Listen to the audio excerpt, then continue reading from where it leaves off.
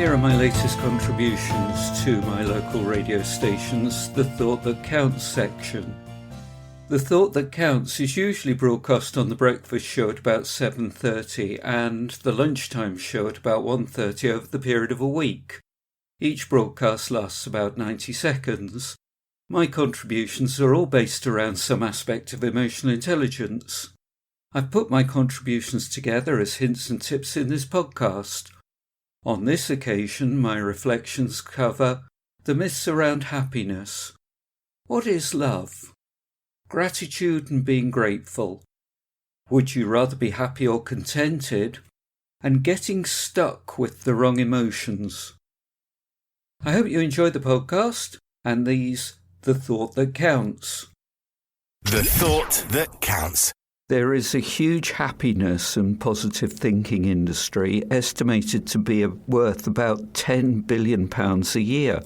And this has helped create the fantasy that happiness is a realistic goal. Most people aspire to be happy in their lives, but let's just take a moment to understand why this is unrealistic. Humans are not designed to be happy.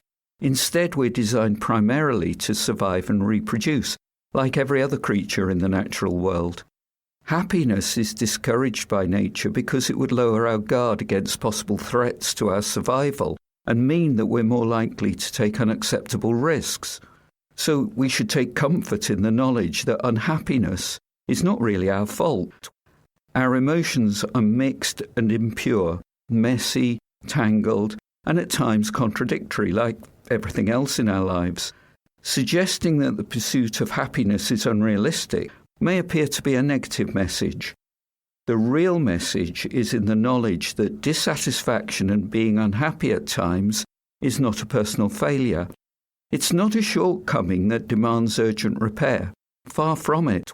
Recognize that happiness is the interval between periods of unhappiness. This variation in emotion is, in fact, what makes us human. The thought that counts.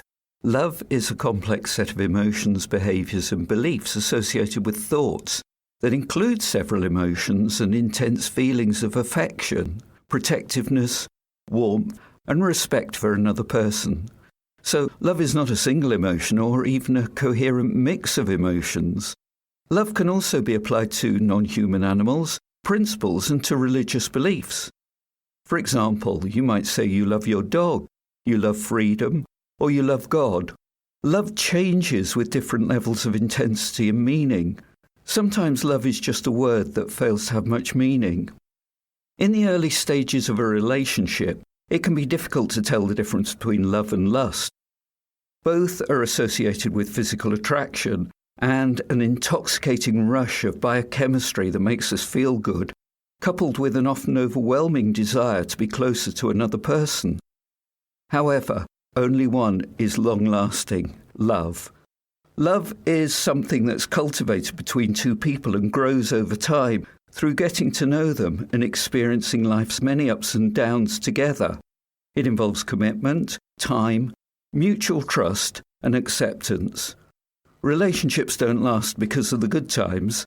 They last because the hard times were handled with love and care.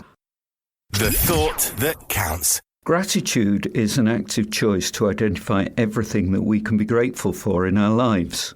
We can be grateful for a seemingly trivial thing like a moment of kindness a stranger shows us, or seemingly profound things like a loving relationship or our health. With any problems we encounter, we're not denying any difficulties we may be experiencing by acknowledging the good that sits alongside them. Gratitude isn't an antidote to our problems, but a gentle counterpoint to the inclination of our mind to identify everything that's lacking or imperfect in our lives. There are many things to develop gratitude. One is to look at all the good things we often take for granted, and then look more deeply into them to acknowledge and extend appreciation to all the people and conditions that brought them into being. Gratitude is neither sentimental, a denial of the difficult, or necessarily easy. It's training to incline our mind in a new direction of appreciation so that we can make choices about where to place our attention. The more you use gratitude every day, the greater the good will bring into your life. The thought that counts. What would you rather feel most of the time, happy or contented? Happiness is generally defined as the emotional experience of frequent positive thoughts, such as joy, interest or pride, whereas contentment is defined as a longer-lasting emotion, a deeper feeling of satisfaction and gratitude. Happiness sounds preferable, but happiness has a temporary nature attached to it, as it's not a sustainable emotion. Contentment, on the other hand, has a longer-lasting effect on those that experience it. Although the immediate benefits appear less beneficial on the mind, you get more value from the longer-lasting, deeper feeling of contentment compared to the instant yet short-lived hit of happiness. Contentment gives a sense of purpose that you can enjoy. You can also appreciate some, not all, of life's trials and tribulations. Happiness would not allow for such challenges and understanding. Remember that someone else is happy with less than what you have. As Socrates said, he who is not contented with what he has would not be contented with what he would like to have. The thought that counts. I wouldn't mind getting stuck in feelings of excitement, joy or calm, but that's not where I get stuck. I get stuck in feelings of resentment, irritation and anger. If you get stuck with these emotions too, here's how to navigate them. Validate them. Name one emotion that you're feeling, then ask yourself, what else am I feeling? Validate those emotions you're feeling by accepting them in whatever way works for you. Feel them in your body. Welcome them for a moment before moving on to the next step.